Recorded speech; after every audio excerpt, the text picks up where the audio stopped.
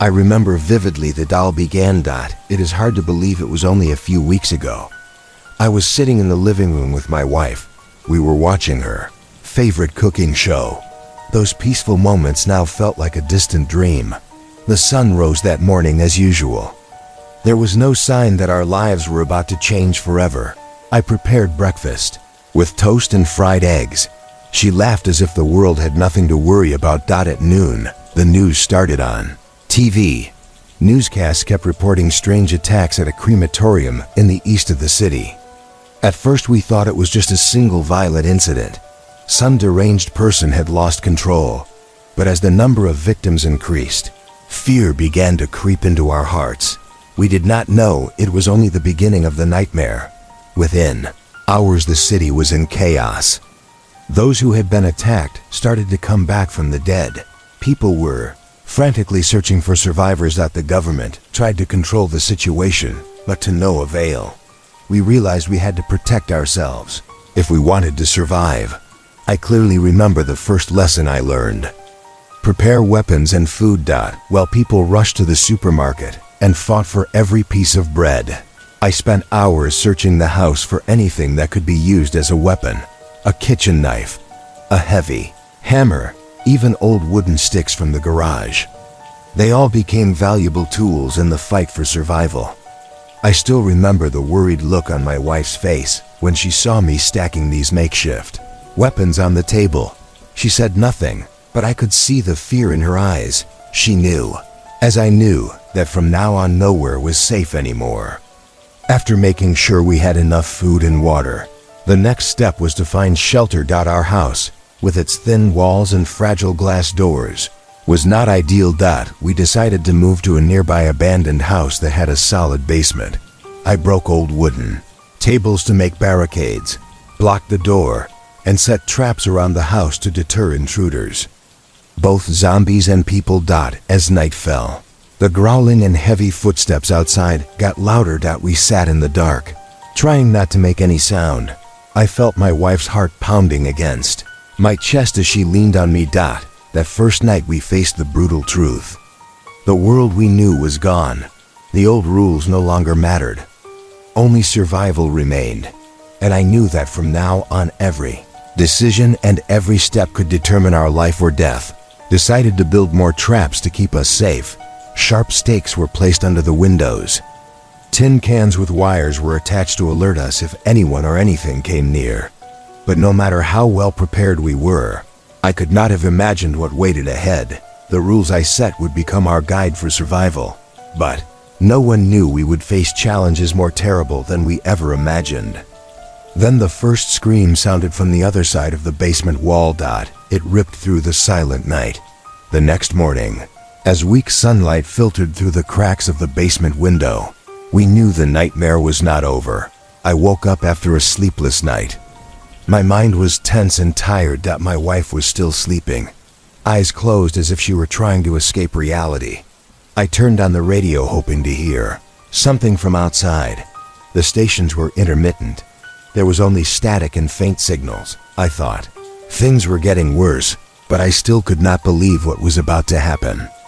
After a few minutes of trying, I finally got a local station. The announcer's voice was shaky and full of fear. She said the government had officially declared a nationwide state of emergency. What sent chills down my spine was the next piece of information. An unknown virus had spread throughout the city and was moving at a rapid pace. It caused those infected to turn into aggressive creatures who mindlessly sought out and attacked the living. Those who were bitten would quickly become infected and turn into zombies within hours. The government ordered lockdowns in all affected areas and advised people to stay away. If you hear this announcement, stay indoors. Cover all windows and doors. Absolutely avoid contact with people who show signs of infection. I felt a chill run down my spine when I heard the word zombie. This was no longer a rumor or a horror movie. It was a terrible reality we had to face. My wife woke up and asked what was happening. I told her the truth. The government had confirmed it was a virus. It turned people into the creatures we saw last night. They called them zombies. She stared at me. unable to believe what she had just heard. I did not blame her. Even I did not want to believe this was really happening. But I knew we could not stay here forever. The virus was spreading too fast and we could not tell when it would reach us. I started thinking about the next rules we had to follow to survive. Finding reliable information was one of the most important things. We needed to know what was going on out there so we could make the right decisions. I decided to leave our temporary bunker to learn more. My wife did not want me to go, but I convinced her. We needed more information and supplies. I grabbed a large knife and a sharpened wooden stick, carefully opened the door, and stepped outside. The scene outside was terrifying. The familiar streets were empty. Cars had been hastily abandoned. A few small fires were burning. I could hear distant screams and growls, but saw no one nearby. I knew it was only a matter of time before the undead appeared everywhere. I quickly went to the nearby convenience store. The shelves were stripped bare, but I still found a few things left. Some canned food, a few bottles of water, a flashlight. I also found a portable radio that could help us pick up signals and keep up with the news. When I returned to the basement, I was relieved to see my wife was safe. But that relief did not last. As I recounted what I had seen, we realized life as we knew it had completely collapsed. It was just us and the survival rules we had to follow. With the arrival of this virus, things were getting harder than ever. Every step could be the last, but we had no choice. We had to keep fighting. We had to survive at all costs. As I sat with my wife in the makeshift shelter, I knew we could not just wait to die. The virus had turned the world into a living hell. I needed a plan. Clear survival rules to give us a real chance. Rule 1. Would go out to find food and supplies. She would stay inside, safe. Every time I stepped out, I would face high risk, but I would rather take it than let her do it. I promised I would return safely with what we needed. Rule 2. Food must be rationed and saved. Every meal had to be measured. No waste. Every piece of bread and every drop of water could save our lives later. Rule 3. Do not leave the shelter. If a zombie got in, grab the gun I left, aim carefully, and shoot. I hated thinking about that scenario, but hesitation could kill us. Rule 4. Silence is survival. Zombies respond to sound. Stay calm and quiet. Learn to listen and read the space around you. Rule 5. Conserve water and keep the radio on for updates from the government. We could not let ourselves be cut off from the world. Rule 6. Sleep on higher ground, if possible, to reduce the risk of a surprise bite if something breaks in. Rule 7. Do not trust strangers. In chaos, people can become brutal. They might betray us or attack us for our supplies. Rule 8. Always prepare an escape route with at least 2 exits in case of an attack. Rule 9. Keep batteries ready for radios, flashlights, and other essential devices. A power outage can be disastrous. After setting the rules, I prepared to go out again. This time I would look not only for food, but for stronger weapons. I had heard there was a small abandoned gun shop in the city. Finding firearms and ammunition was an important step to ensure our safety.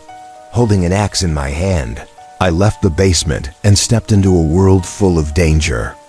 Every step was a challenge. Every strange sound made my heart pound. I had to be on high alert because any mistake could be my last. But I had to do this, not only for me but for my wife, whom I loved more than anything. I had to bring back whatever could protect us from the death lurking outside. It took me hours to reach the small gun shop I had heard about. When I arrived, I found it abandoned. The front door hung open as if it had been looted. But not everything had been taken. Some firearms and ammo were still in a shattered glass case. I quickly scanned what was left. A few pistols, an AK-47, a couple of submachine guns, a crate of ammunition. These were what we needed to fight off any threat, zombie or human. As I left the store, I felt relieved. But I knew I could not let my guard down for a second. I had to get back as soon as possible before things got worse. The streets were eerily quiet, and I knew that quiet was only temporary. The undead could appear at any moment. On my way back, as I passed an intersection, I suddenly heard a scream in the distance. I stopped and looked toward the sound. The sight before me is something I will never forget. A group of people were surrounded by a swarm of the living dead. The creatures attacked ferociously, tearing into their victims. Screams rang out, filled with pain and despair. Blood spattered everywhere, and in a moment, those people had no chance. They were torn apart by monsters with no humanity. I stood frozen, wanting to rush in and save them, but I knew that would be suicide.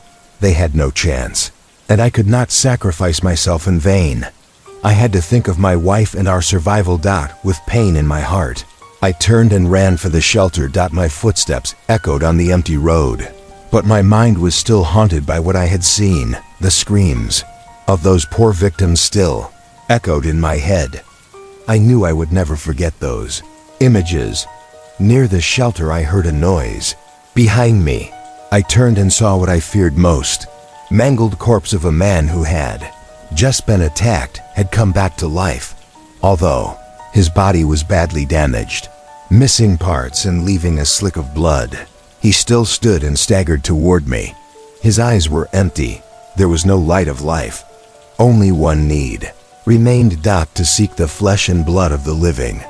He moved slowly but steadily, dragging his legs and leaving a trail on the road. I did not wait any longer. I ran straight to the shelter, heart pounding in my chest. When I got there, I slammed the door, rushed inside, and locked it behind me. My wife was waiting, looking at me with worry. I could not speak at first. I could only show her the pile of weapons I had brought. Then I forced the words out, voice shaking. I saw someone bitten by the UNDEAD. He came back, missing half his body and hunting for prey. She just stared, silent, but I could see the fear in her eyes. I knew from now on we would face worse things. I gave her a pistol and taught her how to use it. This was no longer something we could ignore. We had to defend ourselves and be ready to stop at anything that threatened our survival. I stored the guns and ammo where we could reach them fast. With these weapons, we could face the undead more proactively. But I knew weapons were only part of it. A clear head and calm focus were what truly kept us alive. We sat down and made a simple meal from what I had found. The days ahead would not be easy, but we had the tools to fight the ruin outside. Above all, we had the will to survive, no matter the cost. It was the first day since everything collapsed. We truly lived in fear. My wife and I sat close together in the cramped basement. No one dared say anything. We both knew one small mistake could make things worse. The silence was suffocating, broken only by our heavy breathing. But silence was necessary. The old radio I had found crackled, signaling it had picked up a station. I turned the knob, searching. When the announcer's voice came through, we held our breath and listened to every word. According to the latest government report, half of the country had been taken over by zombies. Each occupied region had different types with their own traits. Some could resist bullets, making them even harder to kill. I looked at my wife and our eyes met. We could both feel the rising anxiety. The fact that bullets were not effective against all zombies pushed things to a dangerous level. I wondered if the weapons I brought back were enough to protect us from what bullets could not stop. Voice on the radio continued with more horrifying news. According to investigators, there were reports of a zombie boss that many believed could be the key to saving the world if it were killed. But be careful. It could manipulate other zombies. It seemed to think and act like a human. That made it extremely dangerous. Not all ordinary weapons could hurt it. The warning sent shivers down my spine. A zombie boss that could control the others felt like something straight out of a nightmare. We would not only face regular zombies, we would face an entity with intelligence and command. I could see the panic in my wife's eyes. She was shaking, and I was no different, but I could not let fear take over. We had to prepare for what might come. We will have to be more careful. Not only guard against regular zombies, but plan for things we have never seen before. We cannot let fear cloud our minds. She nodded, but I knew the fear still clung to both of us. Every sound outside, even the smallest, made us jump. I looked back at the guns and wondered if they would be enough. From now on, we would live on high alert. Every day and every hour was a new challenge, but we could not give up. Every second we stayed alive was a chance to find a way through this nightmare. We had to prepare for the worst and keep looking for a way to overcome it. After a long day, we tried to sleep, though sleep would not come easily. I chose the higher spot to rest, thinking it would be safer. Under dim light, my heart thudded, but exhaustion took me. In the middle of the night, I woke to a strange noise below. My heart stopped when I looked down and saw a zombie standing right under me, probing for prey.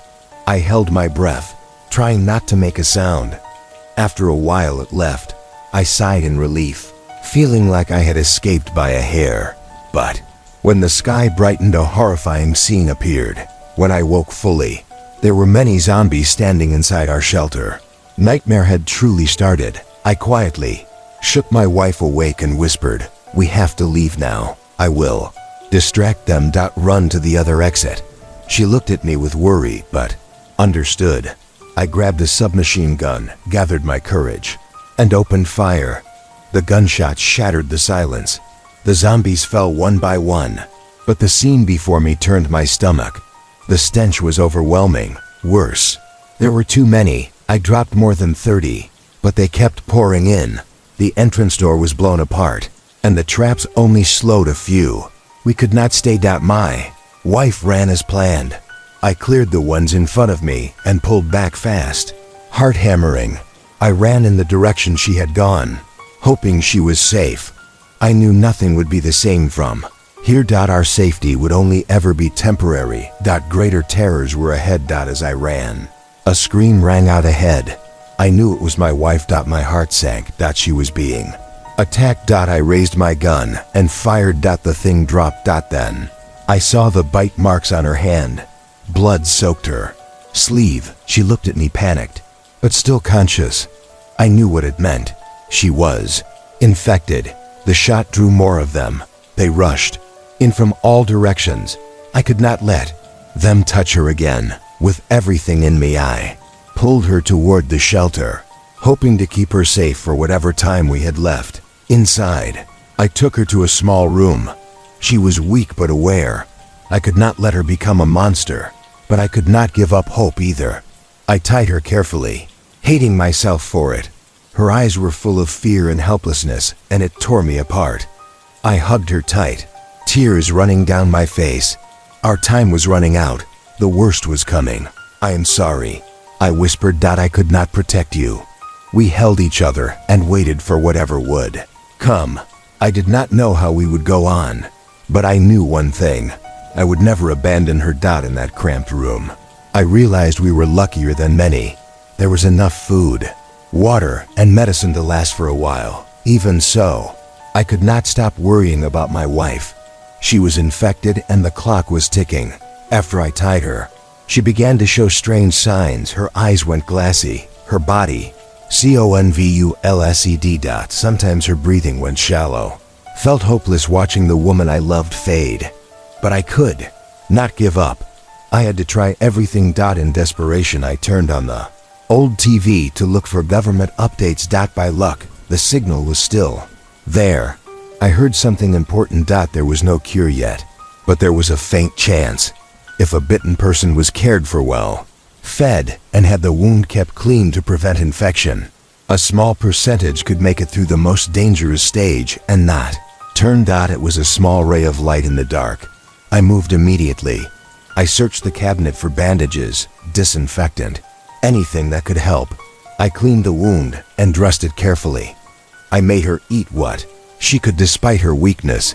Every day that passed, I treated it like our last battle. Hope was slim, but I would not give up. She was still there, still the woman I loved. I would fight to the end to keep her with me. At night, I lay beside her, listening to her faint breathing, praying for a miracle. We could only wait and hope for the best. The future was too uncertain, but I knew I had done all I could. The worry grew. Her wound did not seem worse, but it was not healing either. If this continued, hope would fade. She needed a professional, someone who knew medicine. I remembered an old friend, a doctor, the only person I could think of who might help. Leaving the shelter was not an easy decision, but I had no choice. I promised my wife I would return with hope and stepped outside, ready to face whatever was waiting. The danger was immediate. They roamed everywhere, empty eyes glinting in the dark. I gripped my gun and moved. My steps were soft but enough to draw attention. As I entered the narrow path to my friends' place, they began to emerge from alleys and ruined buildings. They rushed me one by one, rotten hands reaching. I had no choice but to fight. Gun barked again and again. Step by step I made progress. They kept coming from all sides and I did not let myself slow down. Every shot had to count or I would become prey. Near the hideout a shadow flashed. Another one, but different. I shot, and it only staggered.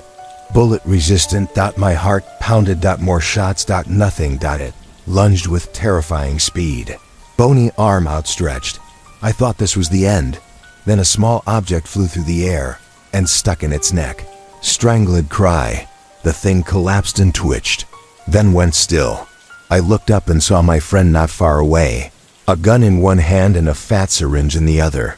Lucky I got here in time, he said quietly. This type shrugs off bullets, but not the right drug. Relief washed over me.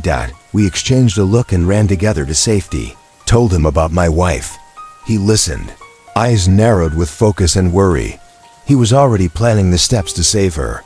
We need to go now, he said. Antibiotics, medical gear, painkillers. No guarantees. It is critical. There was no time to hesitate.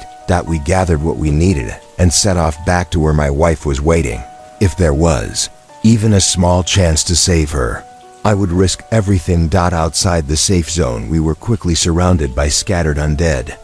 I kept my friend behind me and fired as they rushed from all directions. We pushed through. As we neared the shelter, new sounds rolled over us. Sustained gunfire. Screams. The roar of engines. And the thumping of helicopters. We moved faster and saw an unreal scene. Special Forces unit was fighting the swarm. Tanks rumbled through blocked streets. Helicopters strafed the monsters. Even with all that, the numbers were overwhelming. Ground troops fired constantly to hold the line while the undead pressed from every angle. We could not just watch. We joined in.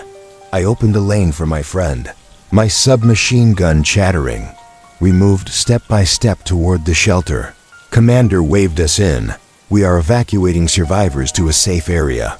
Follow US if you want to live. I nodded. This was the chance to protect my friend and get my wife real help. We rushed to the shelter with the unit. My friend checked my wife's condition while I stood with the soldiers and kept watch. Every sound made me tense, but this was her only shot. Inside, the sight broke me. She lay on the bed, body racked with convulsions, the bite spreading. Could see the virus working. My friend went to work fast. Sedativs. Painkillers. He eased the spasms and pain. I held her hand and felt her shallow breaths. We rebandaged the wound and prepared to move. The unit led the way and shielded us. When we reached the safe zone, a team of doctors was waiting. They rushed her in and prepped for the ICU. They were serious and determined. I had to trust them. I had done everything I could, but I still did not know what the future held. I needed to do more than stand and wait. You did your best, my friend said, clapping my shoulder. Now decide if you will keep fighting. His words hit me hard. This war was not just about my wife. I decided to join the soldiers to protect her and to save whoever we could. I gripped my rifle, put on a mask, and stepped out with the unit. The war was not over. I would fight to the end. The sky lit. with flares and a thunderous crash shook everything. The zombie boss appeared near our sector. It was massive. Towering like a building. Its presence turned the air cold. Helicopters and tanks engaged. Rotors hammered the air and guns rattled. But the shots barely slowed it. Every time the thing exhaled, the tide of the horde surged. Missiles struck and the ground leapt. But the monster showed little damage. Losses mounted. We fought in chaos, trying to protect the corridor for EVAC. They just kept coming. As if the boss were pulling strings, we could not see. Every step was dangerous. Every glance felt like the end of the world was arriving. We decided to cut a path out. I opened fire to carve a temporary lane through the crush. The squad pushed together toward safety. Each step was heavy. Each shot a life and death choice. My strength was fading, but determination would not let me stop. Every time I saw another survivor, I saw a spark of hope. We kept moving through corpse-choked streets under the protection of brave soldiers. When we finally reached the safe zone, we saw the scale of what we had come through. So many lives were gone. So much had been destroyed. We had pulled back, but it did not feel like victory. The long day of pain had ended, and the war continued. I felt grief and a stubborn resolve not to give up. News from the government brought a glimmer of hope. My wife was alive. She was being cared for in a nearby medical facility. I cannot describe the relief. After so much hardship and pain, there was a ray of light. The government announced a full evacuation from danger zones to regions not yet overrun, and the use of last resort weapons to clear the infected areas. It took a month to evacuate the population. My team worked without rest to rescues. Sacrifices. During one operation, we took heavy losses and only a few of us made it out. We kept moving people until the last convoy rolled. When the word came that the evacuation was complete, I felt a deep release. We drove toward the safe region as the distant sky glowed and thundered. We watched updates on a cracked screen. The country was a wasteland. The strikes had done their job. The horror was burned out. The briefing said the boss was gone, though pockets of the undead still lingered. Thankfully, they had not spread to the world beyond. In time, the last infestations were cleared. When I reached the safe zone and saw my wife again, nothing could describe it. We hugged for a long time, ignoring the bustle around us. Happiness and quiet peace settled over us. Life could start again from here. With the world finally steady, we prepared for a new life. The terrible days were over. It was time to rebuild from scratch. Step by step, we pieced things together. We searched for safe places to settle. We worked to restore what had been broken. We reached for the normalcy we had lost. The new life was not easy, but with each other's support and resilience, we were ready to face whatever came next. The war against the undead was over. Now it was time to build a new future, strong and hopeful.